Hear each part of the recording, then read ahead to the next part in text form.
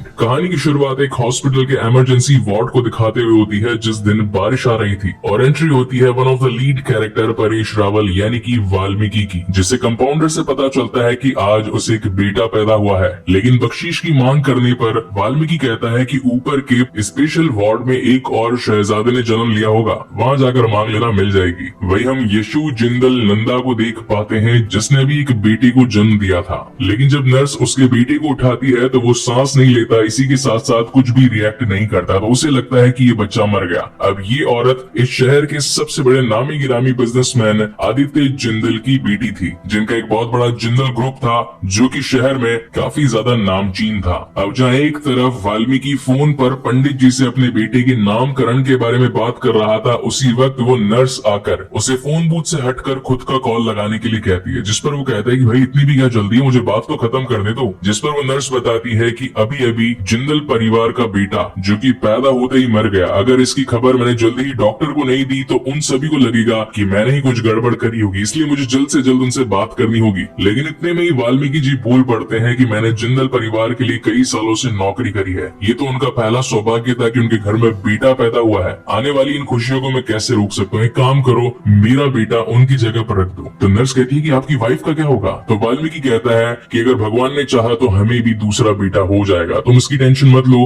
बस मेरे बेटे के साथ उनके बेटे की अदला बदली कर दो। जिसके बाद ये दोनों ही पहुंच जाते हैं स्पेशल वार्ड में और जब उस बच्चे की अदला बदली करके लौट रहे होते हैं तभी यशु नंदा का बेटा रोने लगता है, जिस पर नर्स कहती है कि अरे वाह ये तो जिंदा है, क्यों ना इसे वापस से अदला बदली कर दें। लेकिन इस वक्त वाल्मीकि का कहना था कि इसकी किस्मत खराब है, इसके बाप ने और मैंने दोनों ने जिंदल ग्रुप को साथ में ज्वाइन किया था, मगर उसने आदित्य जिंदल की बेटी को पटा लिया और आज मर्सिडीज में इसी की हवा खा रहा है और मैं खटारा स्कूटर पर घूम रहा हूँ। क्यों? क्योंकि सिर्फ मेरी किस्मत खराब थी। ये बच्चा चाहता था जब इसे कमरे से निकाला जा रहा था तब भी रो सकता था, मगर नहीं रोया और बाहर आने पर फूट फूट के रो रहा है। क्यों? क्योंकि इसकी भी किस्मत खराब है। अब जिंदल परिवार का बेटा जिसे मैं पालूंगा और मेरा बेटा एसी की हवा खाएगा। जिसके बाद इन दोनों बच्चों का नामकरण होता है। जिंदल परिवार वाले बच्चे का नाम रखा जाता है राज नंदा, वही वाल्मीकि के बेटे का नाम रखा जाता है Bantu, a very popular and mango name, मतलब आम नाम यार। राज जो कि वाल्मीकि का बेटा था, अच्छे घर में रहने के बावजूद भी डफर था, जबकि बंटू गरीब परिवार में होने के बावजूद भी दिमाग से तेज था। अब बीच के कुछ साल यूं ही उड़ा देते हैं, सीधा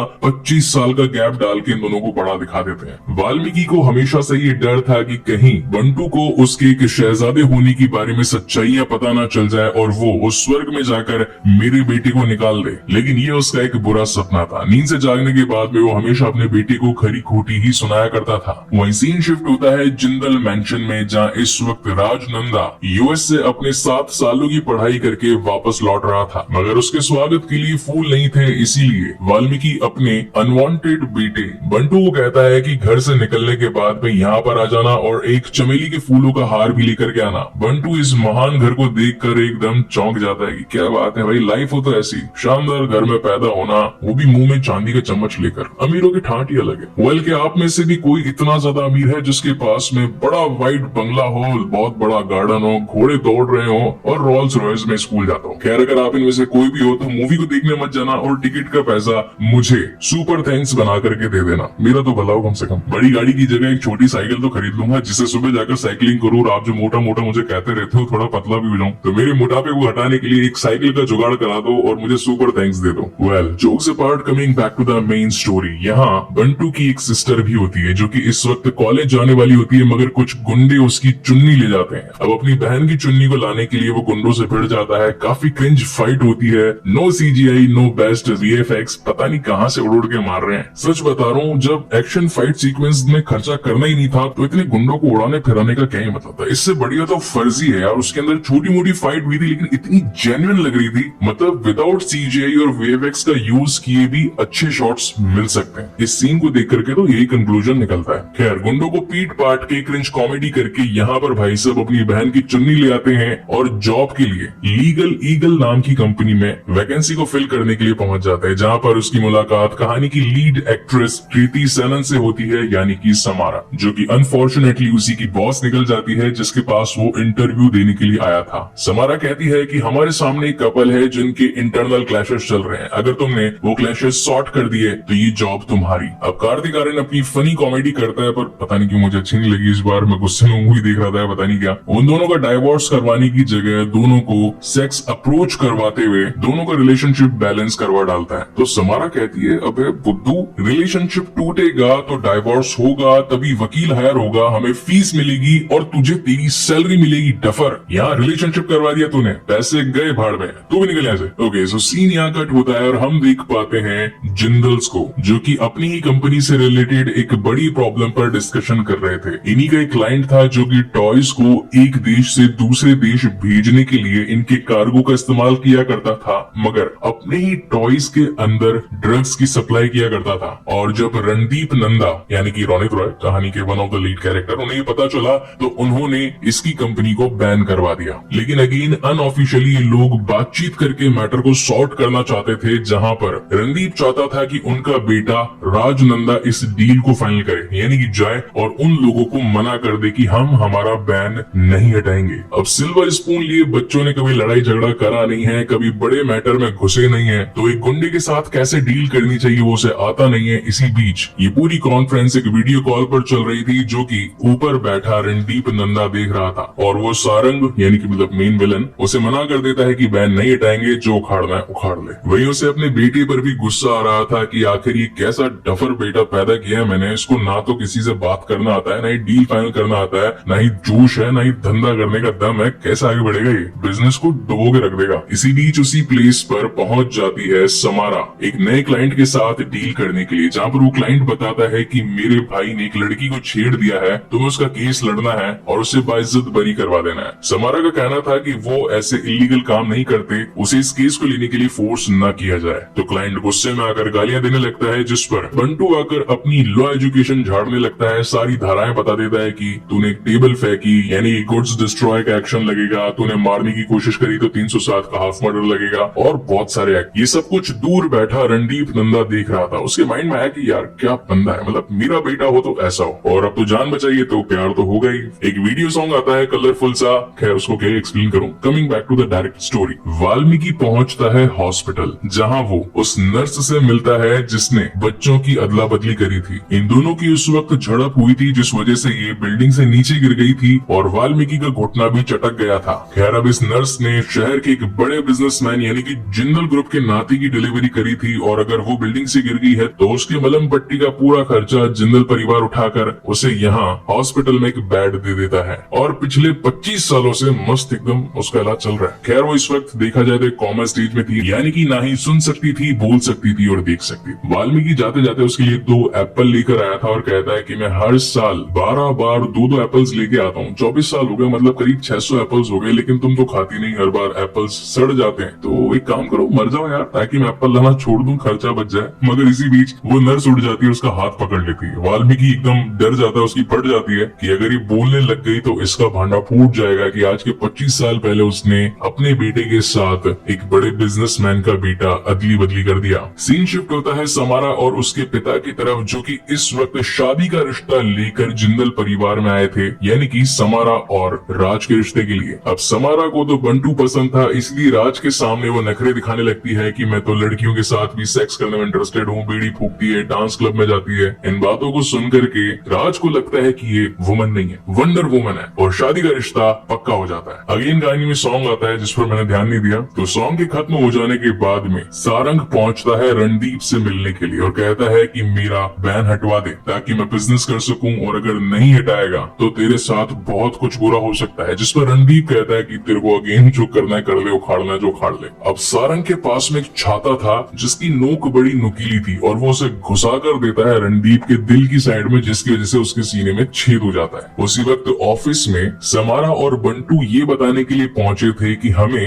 राज का रिश्ता मंजूर नहीं है, लेकिन जब वो रणदीप को नीचे पड़ा देख पाते हैं तो उठाकर सीधा हॉस्पिटल भागते हैं, और हॉस्पिटल में बंटू की मुलाकात उसी नर्स से होती है जो कि 25 सालों से कोमा में पड़ी थी। पर पता नहीं क्यों बंटू को देखती उसकी बोलती स्टार्ट हो जाती है, वो बताती है कि तेरा असली बाप वाल्मीकि नहीं है, तू रणदीप नंदा का बेटा है। खैर पहले ये बात उसे एक्सेप्ट नहीं होती है, मगर वो औरत बताती है कि मैं नर्स थी, आज से 25 साल पहले जब तुम दोनों पैदा हुए थे तो मैंने ही तुम दोनों की डिलीवरी करी थी। जब मैं राज को चेक करने गई तो वो सांस नहीं ले रहा था, इसी वजह से वाल्मीकि ने मुझे दोनों बच्चों का एक्सचेंज करने के बारे में आइडिया दिया। वो और कुछ बोल पाती इससे पहले उसकी डेथ हो जाती है, और वो ऊपर सटक लेती है। यहाँ बंटू को गुस्सा आता है और वो अपने अनवांटेड बाप यानी कि वाल्मीकि में खींच के झापड़ धरता है। और मुझे यार पर्सनली ये चीज बुरी लगी कि आप मूवी की एक्टिंग कर रहे हो, ठीक है, that's a different thing, but आप इंडस्ट्री में न्यू हो और परेश रावल जी हैं वो काफी टाइम से हैं, तो he is a senior actor. चलो झापड़ मारने की डिमांड थी मूवी के अकॉर्डिंग, आपने मार दिया, लेकिन अब उस एक्टर को आप तू तड़ा करके बात कर रहे हो, that's not the story demand. मतलब क्या सेंस बनता है? जिस इंसान ने आपको 25 साल तक पाला, भली चाहे वो आपका असली बाप नहीं है, मगर स्टोरी में क्यों उसके साथ तू तड़ा करके बात करी जा रही है? खैर, मुझे ये पॉइंट सही नहीं लगा, इसलिए मैंने इस पॉइंट को डिस्कस किया।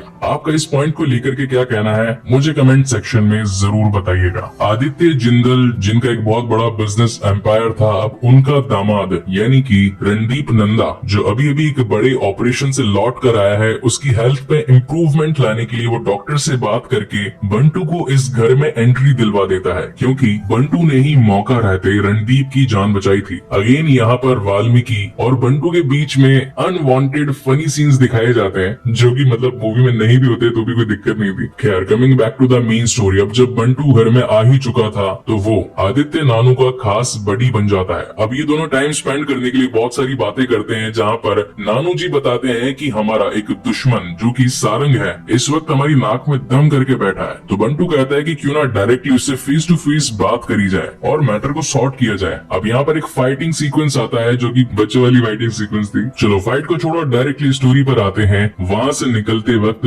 बंटू की मुलाकात सारंग से होती है, जिसके हाथ में वही नुकीला छाता होता है, जिसे देखकर बंटू को ये बात तो क्लियर हो जाती है कि जिस टाइम पर रणदीप नंदा पर वार किया गया वो इस छाते से ही हुआ था। कहानी में कुछ और भी कैरेक्टर है, यानी कि अली असगर, और इसी के साथ साथ अश्विन मुसरान, जिसने मनी हाइस्ट के लीड एक्टर यानी कि प्रोफेसर की वॉइस डबिंग दी थी। मतलब इतनी टैलेंटेड कास्ट है मूवी की, पर फिर भी पता नहीं क्यों दम कम लग रहा था। तो इनके बीच की स्टोरी ये थी कि ये लोग घर में ही चोरी कर रहे थे, यानी कि जो एक्सपेंस करीब 1.5 लाख का होता था उसे 10 लाख का बताते थे और ऊपर के पैसे जेब में रख लेते थे। और ये थे यशु नंदा के भाई, मतलब कि रणदीप के साले। यहाँ बंटू इन दोनों की ही पोल नानू के सामने खोल देता है और नानू इनके पीछे डंडा कर देते हैं। इसी बीच गेस्ट अपीयरेंस देते हैं Rajpal Yadav, being a police commissioner, जो कि इस वक्त सिक्योरिटी देने के लिए आए थे नानू और इसी के साथ साथ रणदीप को, क्योंकि उनके पीछे गुंडे पड़े थे। लेकिन बंटू उन्हें बताता है कि आपको टेंशन लेने की कोई जरूरत नहीं है, मैं इन्हीं का बेटा हूँ, 25 साल पहले मेरी अदला बदली कर दी गई थी और अब मैं आकर हर गुंडे का बदला लूंगा, तो टेंशन नहीं, आप जाओ मस्त रहो। और ये पुलिस भाई साहब चले भी जाते, वाह, वो भी विदाउट इन्वेस्टिगेशन, सही है। Okay, so coming back again, Raj, Samara और बंटू को, जो कि इस वक्त एक रेस्टोरेंट में बैठे होते हैं, और बंटू राज के सामने ही समारा की पप्पी ले लेता है और पूछता है तुझे गुस्सा नहीं आ रहा? मतलब मैं तेरी होने वाली बीवी का चुम्मा ले रहा हूँ, वो भी तेरी आंखों के सामने, और तुझे कुछ फर्क नहीं पड़ रहा? बेसिकली हुआ ये था कि बंटू, जो कि अब इस घर में आ चुका था,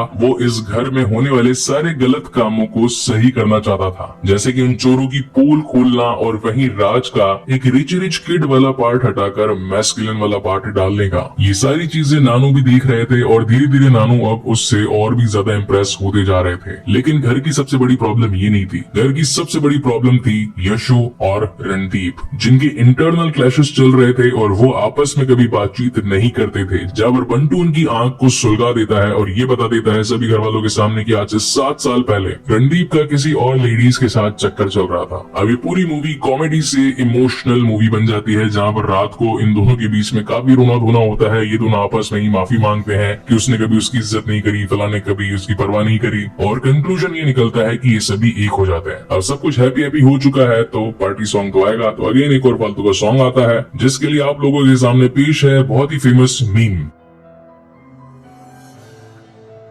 गाने के खत्म हो जाने के बाद में सारंग आकर ईशु को उठा ले जाता है और ये वॉइस ओवर छोड़कर जाता है कि हमें 500 करोड़ चाहिए, अगर नहीं मिले तो वाइफ के टुकड़े टुकड़े करके कुत्तों को खिला दूंगा। नहीं, ऐसा नहीं बोला था, कहने का मतलब जान ले लूंगा। अगर जान बचानी है तो अपने बेटे को 500 करोड़ के साथ में फला वाला जगह पर भेज दो। अब यहाँ पर बंटू जी दिलेरी दिखाते हुए पहुंच जाते हैं गुंडों के बीच में। अगेन एक और फाइट सीक्वेंस आता है, तगड़ा नहीं था मगर लो बजट फाइट सीक्वेंस तो था। खूब मारा मारी होती है, गुंडे पीट पाट जाते हैं, जिसके बाद में ये मम्मी जी को बचा करके वेस्पा स्कूटर पर घर ले आते हैं। और अब तो नानू भी बंटू की सच्चाई पूरे घर वालों के सामने बता देते हैं कि मैं उस वक्त हॉस्पिटल में ही था जब वो नर्स बंटू से बातचीत कर रही थी कि तुम्हारा असली बाप वाल्मीकि नहीं बल्कि रणदीप नंदा है। मैं तो तब से जानता था कि ये हमारे घर का ही वारिस है, मगर मैं ये देखना चाहता था कि ये बंदा सच कब बोलता है, मगर इसने तो सच बोला ही नहीं। जहाँ पर बंटू बताता है कि मुझे पैसा, प्रॉपर्टी या फिर शेयर्स में कोई इंटरेस्ट नहीं, मैं तो बस अपने परिवार को एक देखना चाहता हूँ। एक डायलॉग था जो थोड़ा पसंद आया मुझे। वो डायलॉग ये था कि हर बार सिर्फ माँ बाप ही अपने बच्चे के फ्यूचर या फिर उनके हंसी खुशी के बारे में नहीं सोचते, कभी कभी बच्चे भी अपने परिवार को एक होता देखना चाहते हैं, जहाँ पर कोई लड़ाई झगड़ा नहीं हो, बस सिर्फ प्रेम ही प्रेम हो। और इसी के साथ मूवी यहीं पर खत्म होती है। मूवी के एंड क्रेडिट्स में हम देख पाते हैं कि वाल्मीकि, जिसे कि अब उसी का असली बेटा राज टिका दिया गया था कि इसको भी बंटू के जैसा होशियार बना दे, तो वो अकेला बैठा अपनी किस्मत को कोस रहा था, जिसका स्कूटर भी खराब हो चुका था और बस को आने में बहुत टाइम लग रहा था। तब आकर बंटू उसे एक वेस्पा स्कूटर दे देता है, मतलब स्पॉन्सरशिप लिए वेस्पा वालों से, और ये दोनों निकल पड़ते हैं अपने घर। और इसी के साथ ये मूवी यहीं पर एंड हो जाती है। इस मूवी से हमें ये सीख मिलती है कि ऐसी मूवीज का ओटीटी पर आने का ही वेट करें, थिएटर में ना जाए, और अगर टाइम बचाना हो तो हितेश नागर चैनल पर आए, जहां पर बेस्ट एक्सप्लेनेशन मिलेगी with each and every detail in a very specific way. अगर वीडियो पसंद आया हो तो इसे लाइक, कमेंट, शेयर कीजिए, और अगर पहली बार इस चैनल पर आए हैं तो इसे सब्सक्राइब जरूर कीजिएगा, क्योंकि मैं ऐसी ही बेहतरीन मूवीज आप लोगों के लिए लाता रहता हूँ। And again thank you so much for watching this video. इसके बाद में मैं एंटमैन से रिलेटेड उसके एंड क्रेडिट्स का एक एक्सप्लेनेशन वीडियो लाने वाला हूँ। सो तब तक के लिए keep watching and stay safe. मिलते हैं अगले वीडियो में।